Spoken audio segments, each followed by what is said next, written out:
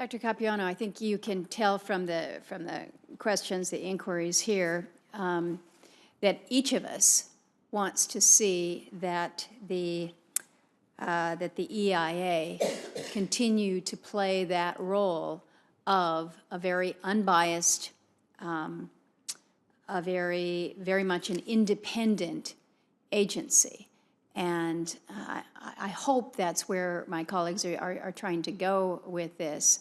And I appreciate that.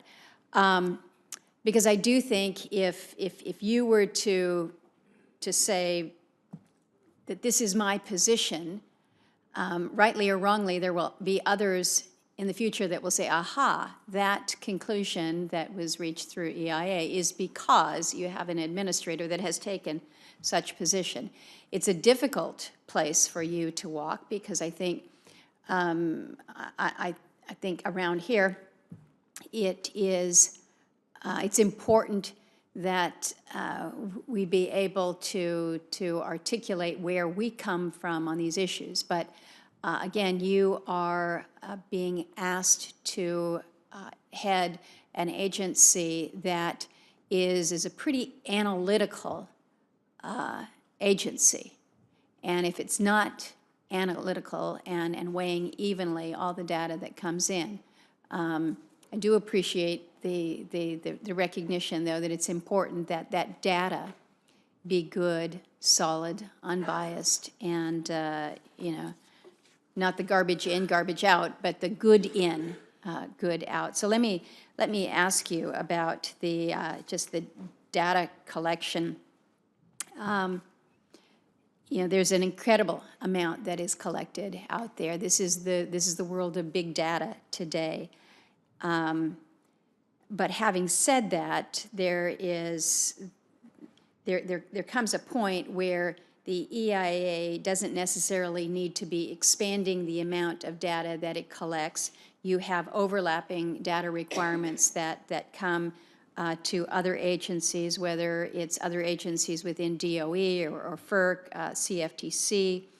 The private sector also provides data about energy facilities and markets. You've got some overlap that could create inefficiencies, that could create burdens.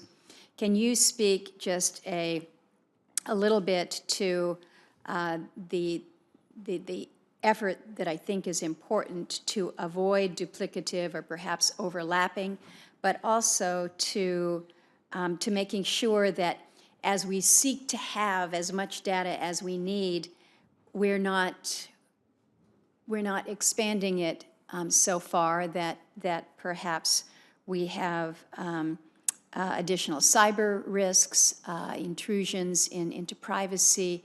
There's a border here.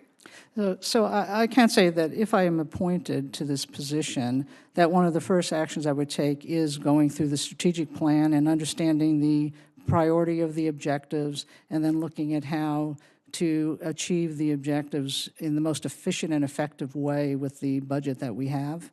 And so while I don't know the details, because I am not there yet, that is the commitment I can make.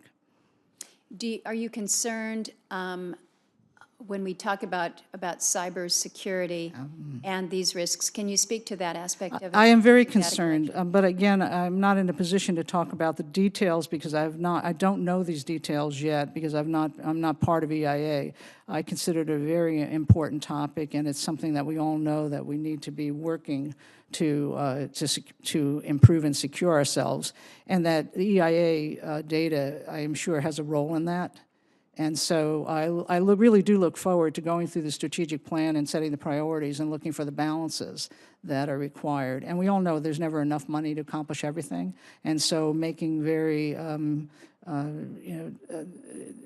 well thought out decisions on priorities and effectiveness is really going to be an important part of this role.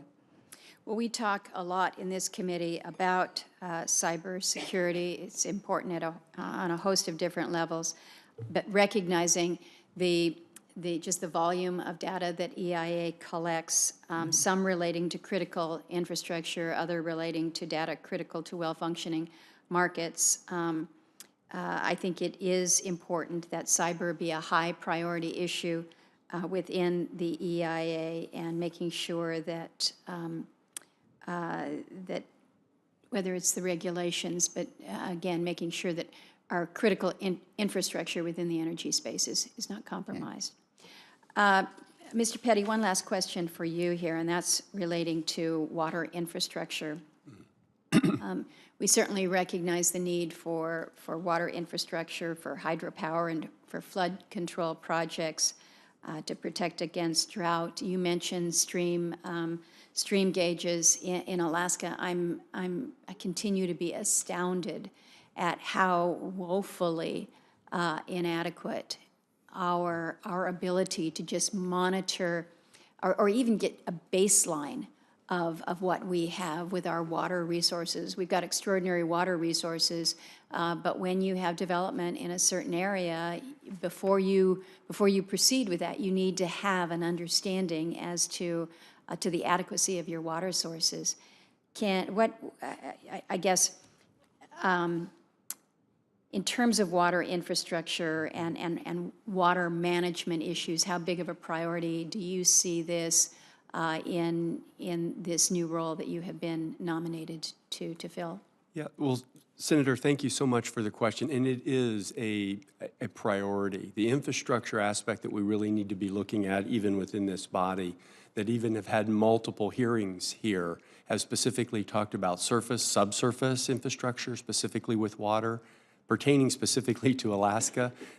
It's a huge challenge because you are dealing with so much adverse even conditions in climate that absolutely destroys gauges. And so every year you're just dealing with the impact that takes place there. And it is important that we still figure out how the best way to gather that information and data specifically for the state of Alaska.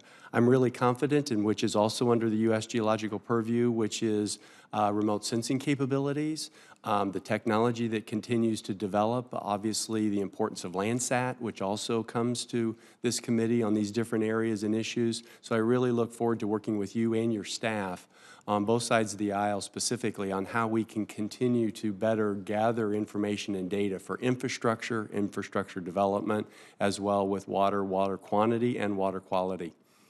Well, I appreciate that, and I'm pleased that you are eager to take on this position. I think when I look at the issues that impact my state and the role that USGS plays, whether it's